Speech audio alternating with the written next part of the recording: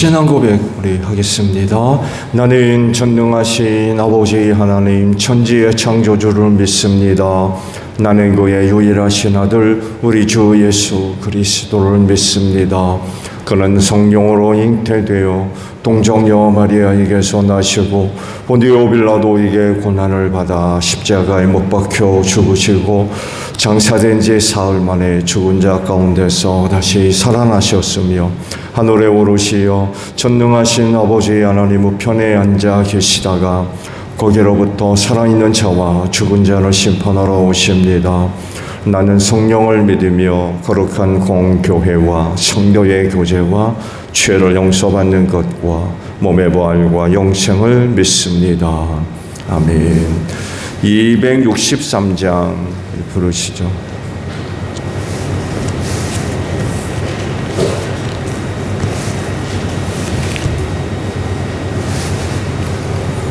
(263장이에요)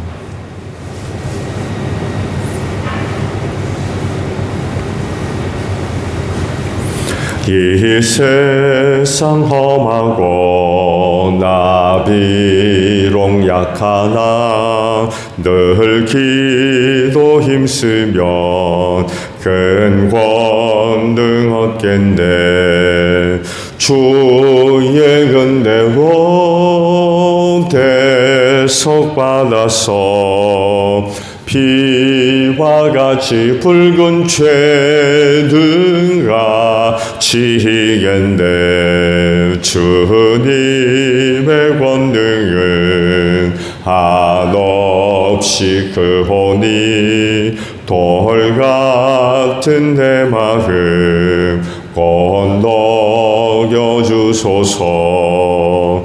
주의 은혜로 대속받아서 피와 같이 붉은 죄등아 지겠네. 내 마음이 약하여 늘 넘어지오니 주 예수 힘주사 굳세게 하소서. 주의 은혜로 대속받아서 피와 같이 붉은 죄등아 지겠네.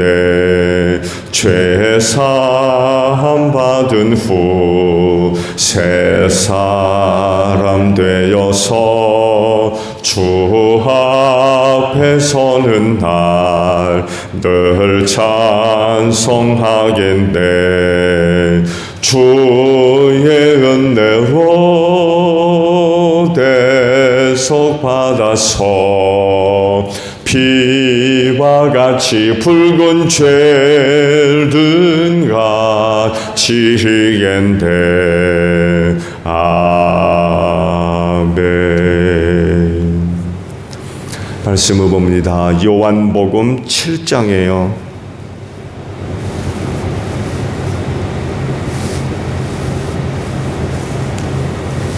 요한복음 7장 53절에서 8장 11절까지 저와 교독을 합니다. 그리고 그들은 제각기 집으로 돌아갔다. 이른 아침에 예수께서 다시 성전에 가시니 많은 백성이 그에게로 모여들었다. 예수께서 앉아서 그들을 가르치실 때에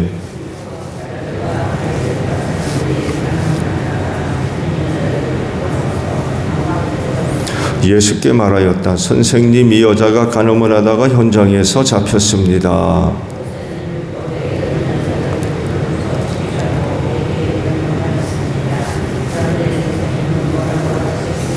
그들이 이렇게 말한 것은 예수를 시험하여 고발할 구실을 찾으려는 속셈이었다. 그러나 예수께서는 몸을 굽혀서 손가락으로 땅에 무엇인가를 쓰셨다.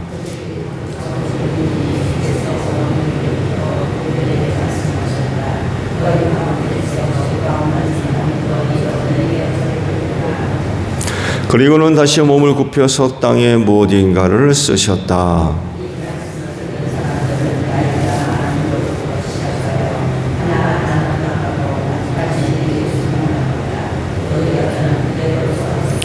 예수께서 몸을 일으키시고 여자에게 말씀하셨다. 여자여, 사람들은 어디에 있느냐? 너를 정죄한 사람이 한 사람도 없느냐?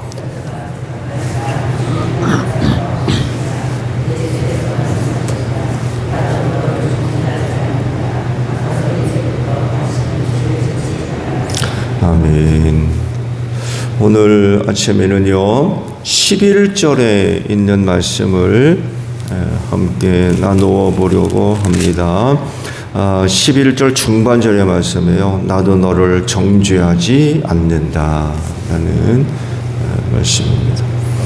기독교만큼 죄의 문제를 진지하게 다루는 종교는 없는 것 같아요. 왜냐하면 하나님께서 사람의 몸을 입으시고 이 땅에 오시고 죄인을 대신해서 십자가에 죽기까지 하시는 신, 이것들을 생각해 보면 이 죄의 문제를 굉장히 진지하게 다루는 종교가 바로 기독교라는 것을 알 수가 있죠. 제가 아는 종교 가운데 신이 이렇게까지 하는 종교는 제가 없는 걸로 알고 있습니다. 여러 신 중에 하나가 아닌 하나밖에 없는 그 신, 우주 만물을 창조하시고 통치하시는 그 신으로서 죄의 문제를 해결하기 위해서 그렇게까지 한 신은 제가 아는 종교 가운데는 없는 것 같아요. 그럴 정도로 기독교는 이 죄에 관한 문제를 굉장히 진지하게 다룹니다. 근데 문제는 신은 그렇게 이 죄의 문제를 진지하게 다루는데 세상은 그렇지를 못해요. 죄의 문제가 심각하지 않습니다. 일단은 죄가 뭔지도 모르고 죄 짓는 거에 대해서 부담을 갖지를 않습니다. 그래서 눈에만 띄지 않으면 죄 짓는 것들은 주저하지 않습니다. 들키지만 않으면 돼요. 들키지만. 그렇다 보니까 죄 없는 곳이 없어요.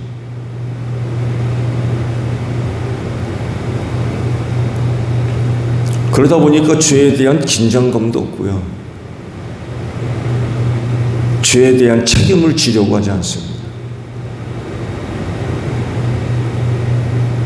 그러다 보니까 점점 악해지죠. 점점 죄악으로 가득한 그런 세상을 만들어가고 있습니다. 죄 문제를 이렇게 다루는 이유는 죄에 따르는 책임이 뭔지를 모르기 때문인 것 같아요. 여러분, 죄에 대한 책임이 뭐예요? 사망입니다. 멸망하는 거. 근데 이걸 몰라요.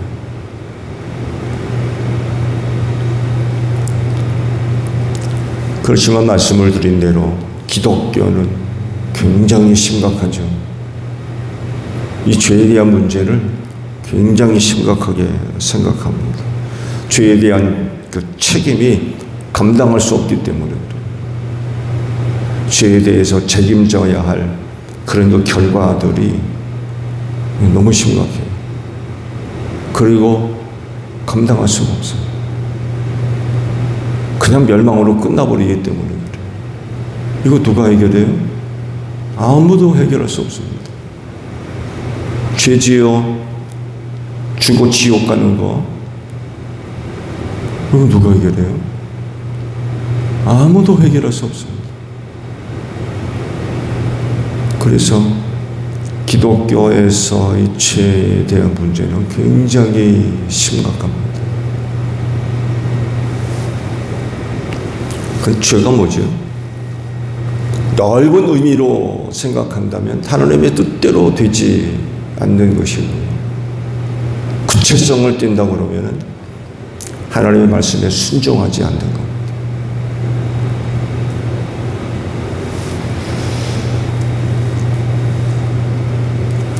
하나님은 절대적 선의 기준이시죠. 그래서 그 하나님의 기준에 이르지 못한 모든 것들은 악이며 죄입니다. 아시듯이 하나님의 선의 기준이 굉장히 높습니다. 그래서 기독교인의 삶은요, 당연히 그런 하나님을 섬기기 때문에 수준이 높아요. 선에 대한 기준이 높습니다. 다행이죠. 다른 어떤 종교도 따라올 수 없을 정도로 선에 대한 기준이 굉장히 높아요.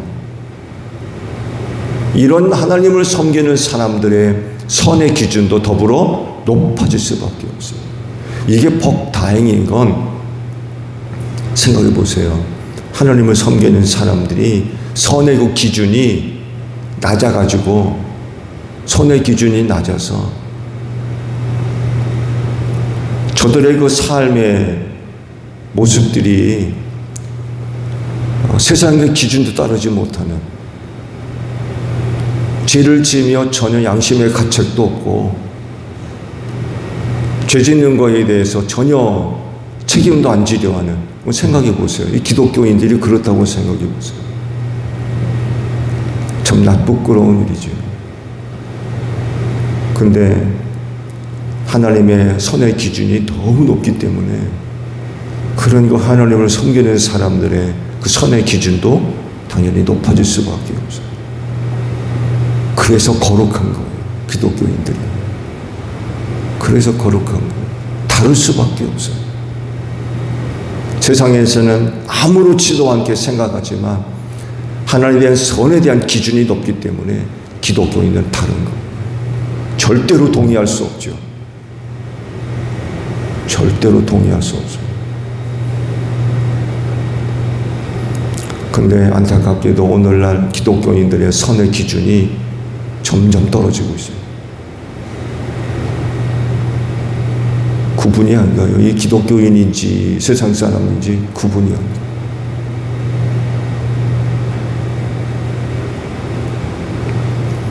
죄의 분야를 다루게 되면 함께 언급되는 그런 것들이 있죠. 이런 부분에 대해서 오해하는, 왜곡되어 있는 그런 그 모습들도 있는데, 오늘 바로 이 부분을 이제 말씀하고 계세요. 죄와 관련돼서 함께 다뤄지는 것들, 비난, 비판, 책임, 지적, 정죄, 이런 부분들입니다.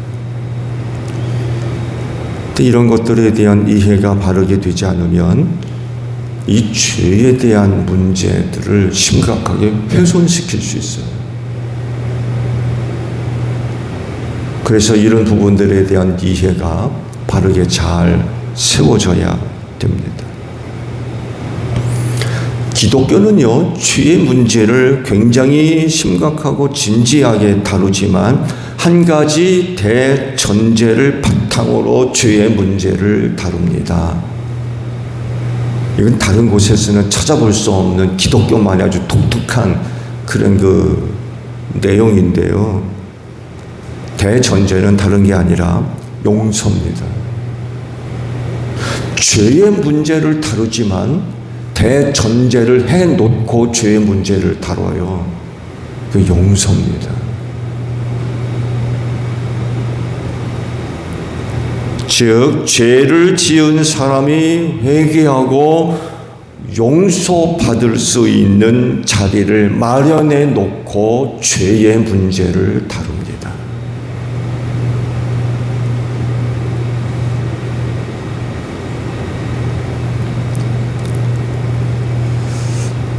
이것을 염두에 두고서 죄의 문제를 다뤄야 되는데, 그렇게 해서는 안 되는 것들이 있어요. 비난, 혹은 비판, 다르게는 정죄입니다. 용서를 바탕으로 해서 다뤄줘야 할 죄의 문제가 되어야 되는데 그렇게 되지 않게 하는 것, 그렇지 않은 것 세 가지, 비난, 비판, 정죄가 바로 그것입니다. 비난과 비판과 정죄는요, 용서의 자리가 마련이 안 돼요. 그러니까 비난이나 비판이나 정죄는 이제 끝이라는 의미가 담겨져 있어요. 너 이제 끝이야. 이걸 바탕으로 해서 나타나는 것들이에요.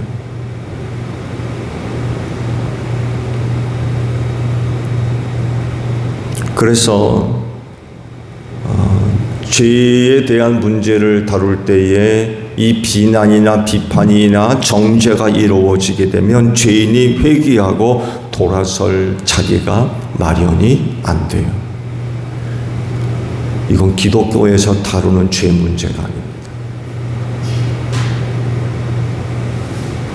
정죄하지 말라는 게 바로 이런 거예요.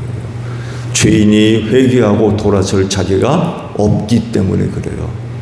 너 이제 끝이야 라고 하는 개념으로 접근되기 때문에 기독교에서는 죄 문제를 굉장히 진지하고 중요하게 다루지만 정죄해야 하지 않습니다.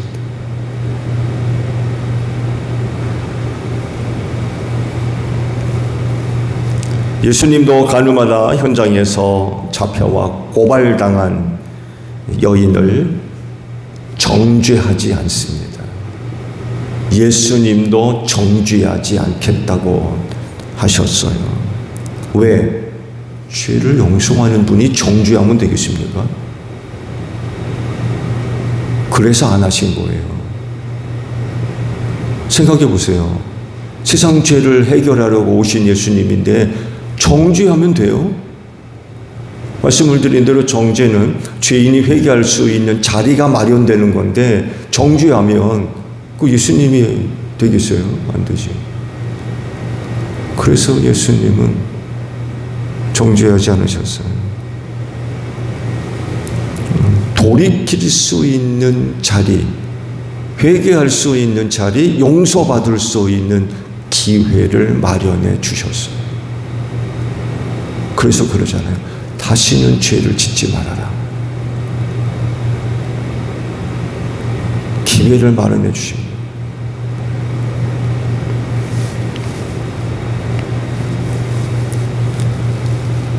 죄를 지적하는 게 뭘까요?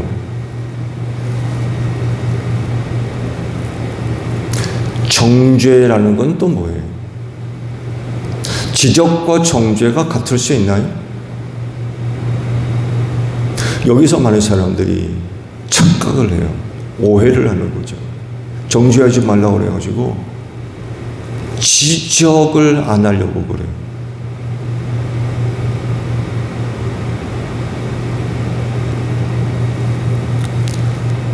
예수님이요, 가룟 사람 유다의 죄를 지적하셨습니다. 내버려 두지 않으셨어요.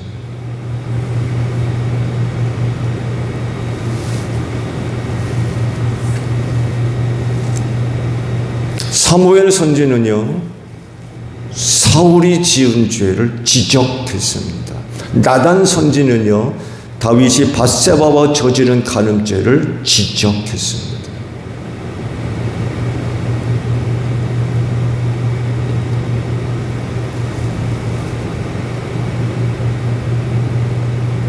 다윗 같은 경우를 보게 되면 저가 저지른 죄가 숨겨졌죠. 아무도 몰라요. 본인들밖에 몰라요. 다윗이 그 죄를 숨기려고 얼마나 애썼습니까?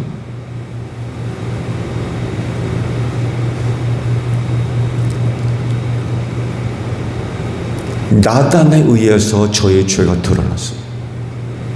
만천하에 알려지게 됐어요. 그러면 지적은 정죄입니까?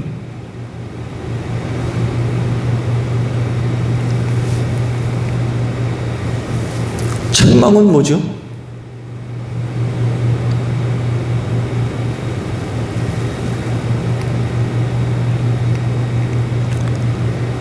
죄인을 사랑하는 마음이라면 그 책망은 정죄가 될 수 없어요. 죄인을 사랑하는 마음에서 나온 책망이라고 하면 죄인이 회개할 수 있는 기회를 주는 것. 나단이 다윗을 만났을 때 그에게서 나타나는 모습이 책망입니다. 비난이 아니에요. 비판이 아닙니다.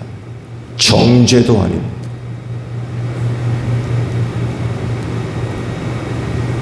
그야말로 책망이에요. 왜 책망하냐면 그 죄인을 사랑하기 때문에 그래요.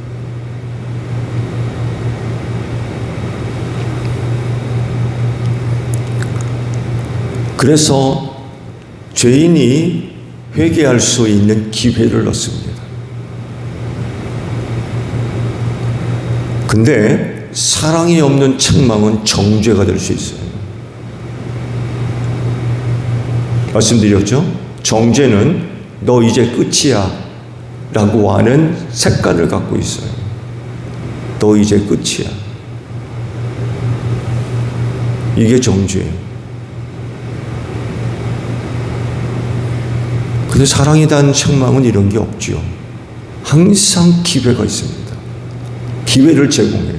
돌이킬 수 있는, 회개할 수 있는, 용서받을 수 있는. 근데요, 듣는 사람에게도 큰 책임이 있습니다. 왜냐하면 죄를 지적받고 책망을 받을 때 정죄로 받아들이면 그것으로 인하여서 마음이 굳어지게 만들고 회개하지 않습니다.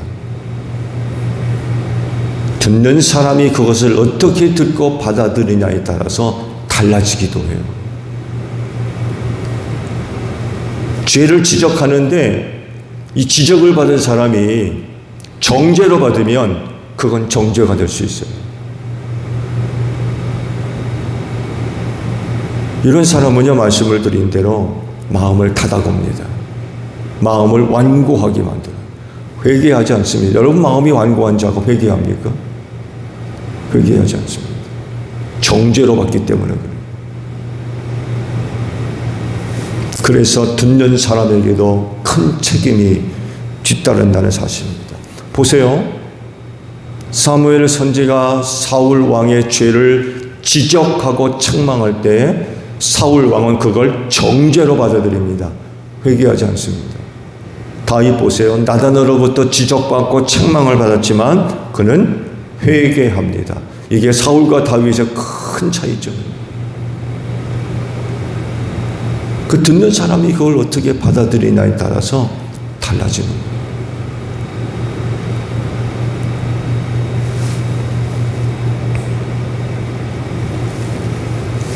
어떤 사람들은요, 자기가 저지른 죄에 대한 책임을 면하고 그 죄에 대한 부담을 줄이기 위해서 정죄받았다고 주장해요. 주장하는 게 아니라 속된 말로 떠들어요. 나 정죄받았어. 누군가에 의해서 자기의 죄가 지적당하고 책망받을 때 나 정죄받았어.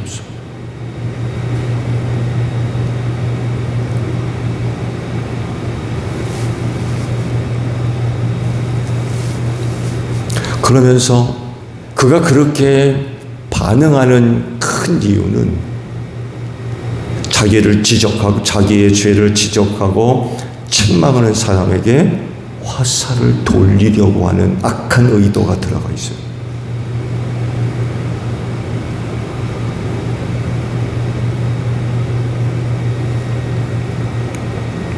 그래서 죄 지은 사람의 반응을 주의 깊게 살펴봐야 돼요.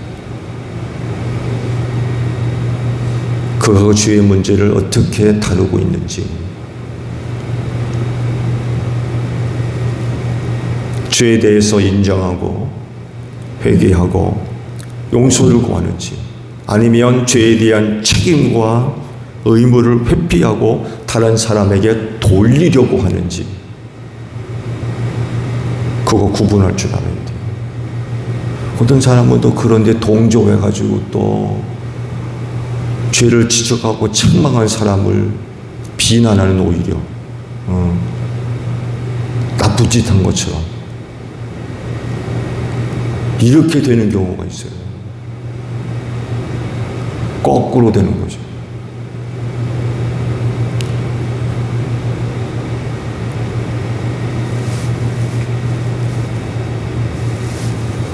그래서 이런 일들에 휘말려서는 안 됩니다.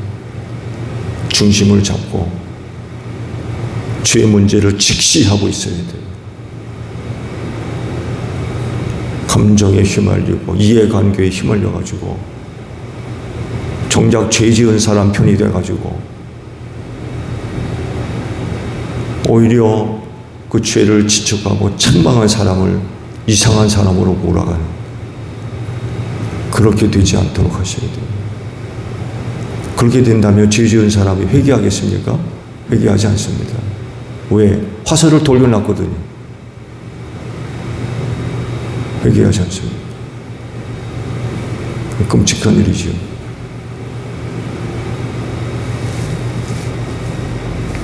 오늘 주신 말씀, 널리 알려져 있는 사건이죠. 가늠하다 현장에서 잡혀온 그 여인에 대한 아주 유명한 그런 그 사건이죠. 근데요, 그 사건을 들여다보면 예수께서 또 다른 문제를 다루고 계시다는 것을 발견할 수가 있어요. 그건 죄에 대한 형평성입니다. 무슨 말인가 하면, 말씀을 보면 예수님을 책잡기 위해서 바리새파 사람들이 가늠하다 현장에 잡힌 여인을 데려왔다고 그러죠. 예수로 하여금 실수하게 만들고 또 흠잡고 비난거리, 고발거리를 이제 만들기 위해서 의도적으로 이제 그런 그 행동을 한 거죠. 근데 오히려 그런 그들의 잘못과 흠을 드러내 놓는 일이 되어버렸어요. 왜 그러냐면, 간음의 현장에 함께 있던 남자는 어디 간 겁니까?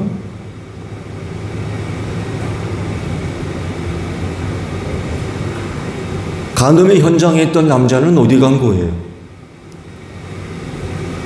아니, 왜 여자만 잡아와요?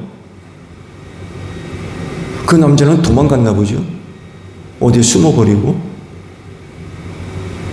둘 다 잡아와야죠.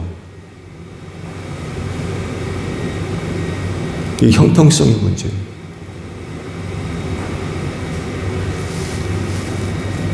그래서 어떤 학자는 이 부분을 이렇게 보기도 합니다. 즉, 예수님을 넘어뜨리려고 계획된, 즉 의도된 혹은 만들어진 죄라는 것입니다. 그래서 그 남자는 현장에서 도망가거나 숨은 것이 아니라 그 여인을 고발하는 현장의 사람들 가운데 섞여 있었을 거다라고도 봅니다. 의도된 죄라는 거죠. 만들어진 죄. 그러다 보니까 남자는 쏙 빼놓고 여자만 잡아온 거예요. 그리고 그 남자는 어디 갔느냐? 그 군중 속에 섞여 있었다는 거예요. 예수가 어떻게 하나 보고 있었던 거죠. 만들어진 죄, 의도된 죄였다는 거예요. 그러고 보면 이게 사실이라고 하면 정말 나쁜 사람들이죠. 네, 정말 나쁜 사람.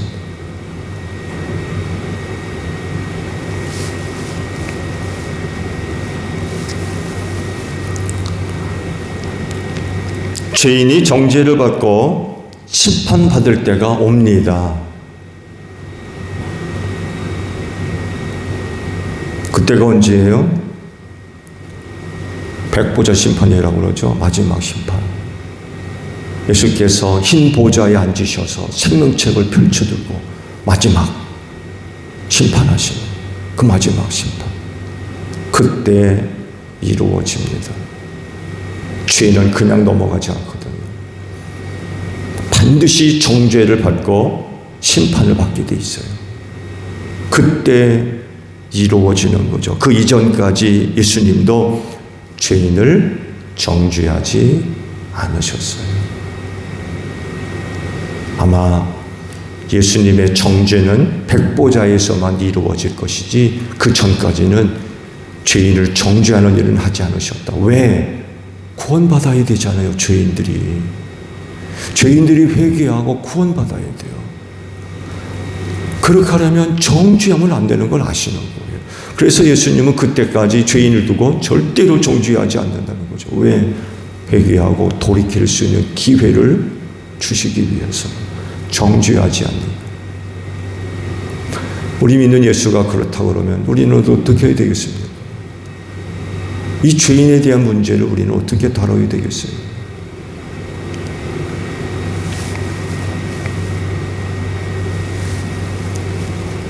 마지막 끝이라고 여기는 비난, 비판, 욕, 정죄, 이거 우리 해서는 안 됩니다. 이건 우리가 할 일이 아니에요.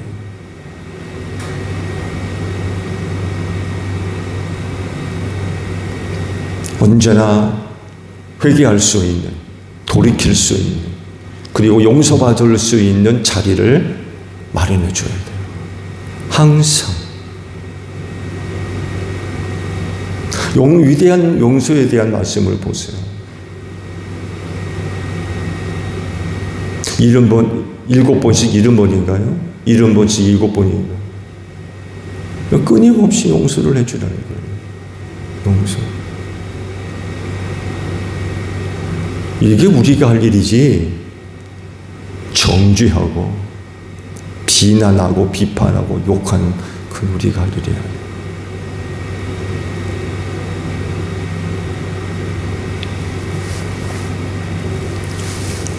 회개하고 돌아설 수 있도록 해줘야 돼요. 그리고 기다려줘야 돼요. 회개하고 돌아설 수 있도록 기다려줘야 돼요. 그게 언제가 될는지는 몰라요. 내가 먼저 죽을 수도 있어요. 그렇지만 죄인이 회개하고 돌아올 때까지 기다려줘야 돼요. 이거 죄인을 사랑하는 마음이 없으면 기다려주지 않습니다. 왜?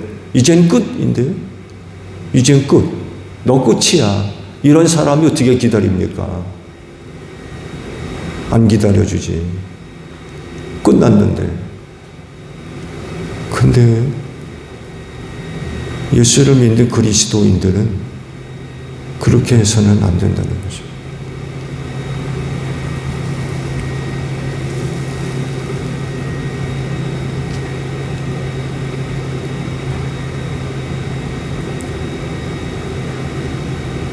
정죄하지 마십시오. 여러분 눈에 누군가의 죄가 눈에 들어올 수 있어요.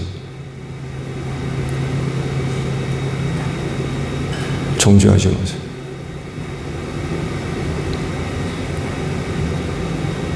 비판하거나 비난하거나 욕하지 마시고 그 죄를 지적할 수는 있어요. 책망할 수 있고. 그러나 이젠 끝이라고 하는 정죄는 해서는 안 됩니다. 그건 우리가 할 일이 아니에요.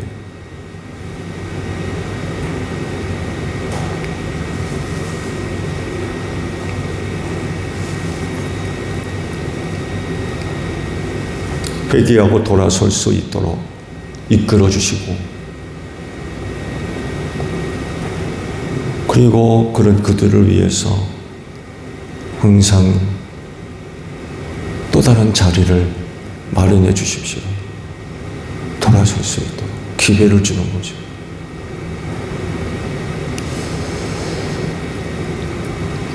다른 것 어느 것보다도 바로 이 교회 안에 그게 있어야 됩니다.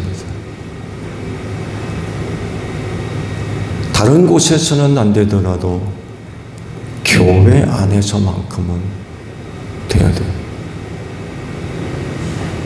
사실 그러니까 교회 아닌가요?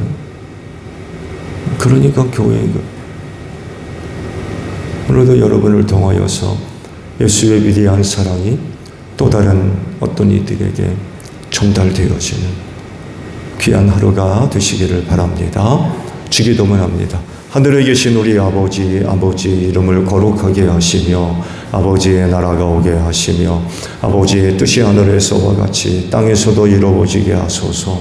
오늘 우리에게 일용할 양식을 주시고 우리가 우리에게 잘못한 사람을 용서하여 준 것 같이 우리 죄를 용서하여 주시고 우리를 시험에 빠지지 않게 하시고 악에서 구하소서. 나라와 권능과 영광이 영원히 아버지의 것입니다. 아멘. 기도하겠습니다.